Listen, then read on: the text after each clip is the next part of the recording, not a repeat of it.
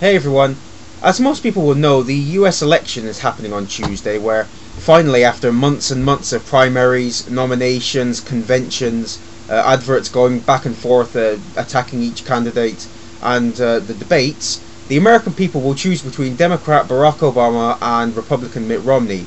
I know there are other candidates you can choose, but really these are the only two that have any sort of chance at winning the White House.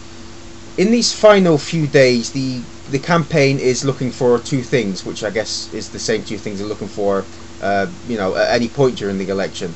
And that is one, to get out their base, and two, to energize and sway as many independent and swing voters as they can into their camp.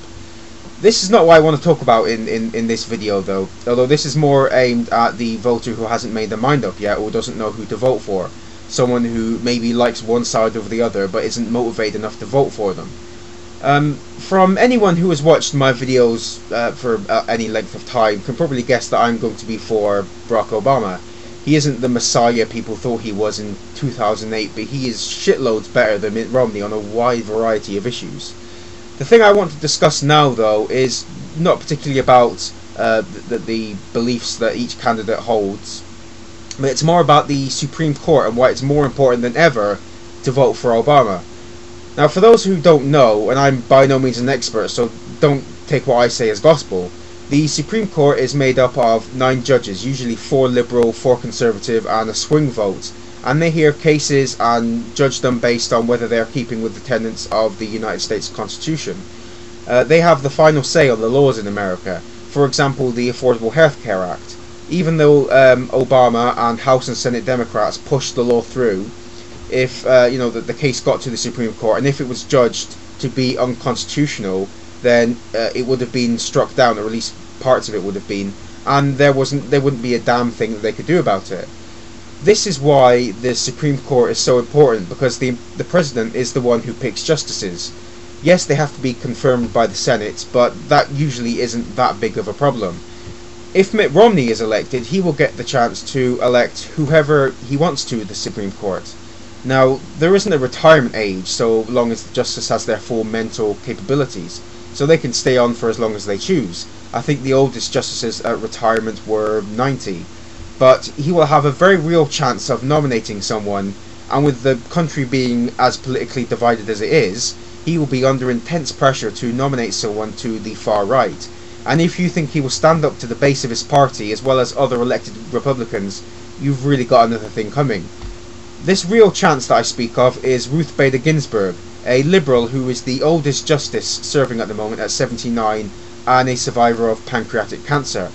If Obama is re-elected, she may see this as a good time to retire, as Obama will appoint another liberal judge. But as she is quite frail, who knows if she will be able to stay on the courts another 4 or even 8 years if Romney is re-elected. Maybe even conservative judges like Scalia and Thomas may see fit to retire if Romney becomes president, because they know someone of their own ideological beliefs will be nominated. If I was a registered voter, that is a chance I would not risk, especially as this justice could be with us for the next few decades and maybe even longer. I think the longest person who ever served on the Supreme Court was about 36 years, so we could be stuck with someone like that for that amount of time. Why is this a big deal, you ask? With a conservative majority in the court, how long do you think it will take for right-wing activists to bring an abortion case to the court? It didn't take them long in 2010 when a massive wave of red swept through state and federal elections.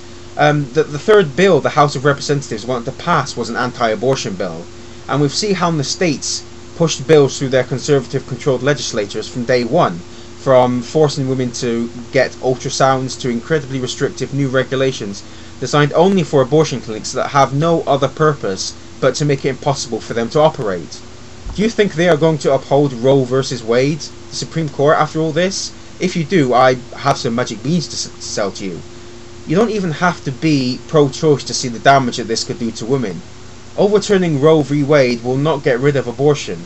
Women will still have them, only now it will be orders of magnitude more dangerous, as they will have to seek them out using illegal doctors, over-the-counter pills in Mexico, which is happening right now, or even doing it themselves.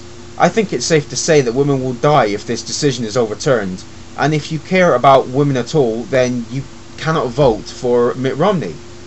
Another thing is, parts of the Defence of Marriage Act have been found unconstitutional. Section 3, I believe, which deals with federal benefits that same-sex couples are not allowed to claim for. Some cases to do with DOMA are actually waiting to be heard by the Supreme Court, although this can take months and months. Again, what do you think will happen if there is a Conservative majority on the court? Do you really see them siding with gay couples? Is that really a risk that you're willing to take? Do you think Romney will stick with the Obama administration's decision not to defend DOMA in court?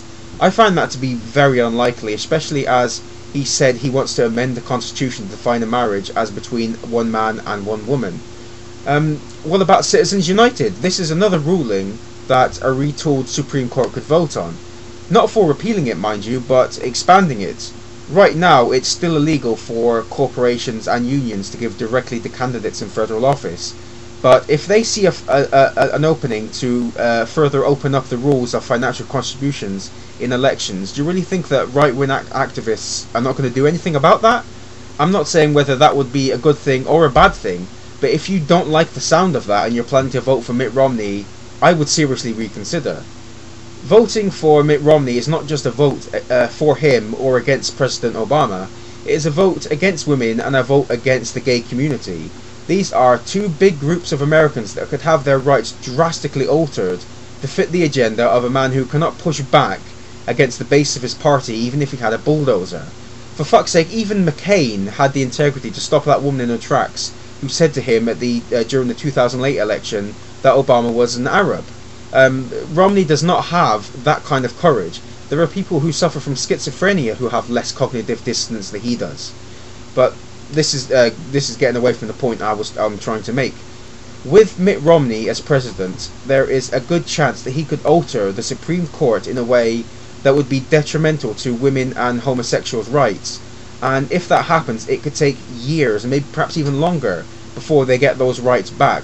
We don't want to go backward in this country. We want to go forward. We want to be more progressive as a country. I say we as if I'm American, but I feel I feel like these rights are rights that we should all fight for, regardless of what country we're in. Although obviously in America they can do a lot more. So if these rights concern you at all, and the prospects that I've laid out for you leave you with fear or confusion or anger, then you cannot vote for Mitt Romney. It's a very crucial time in America right now, and a vote for Romney will only give the right wing even more confidence to try and push their socially backward agenda. I mean, as I said, we've seen it in 2010 when they emboldened by the massive Republican election sweep that they had, and the legislation that they tried to pass through. I do not want that to happen again, and I'm sure there are a lot of people out there, even swing voters and independents, who do not want those sort of things to happen. So if you haven't made your mind up yet, or you're planning to vote on election day, I hope you take these things into account. That's all I wanted to say. Just want to put my 2 cents out there. I'll see you next time, everyone.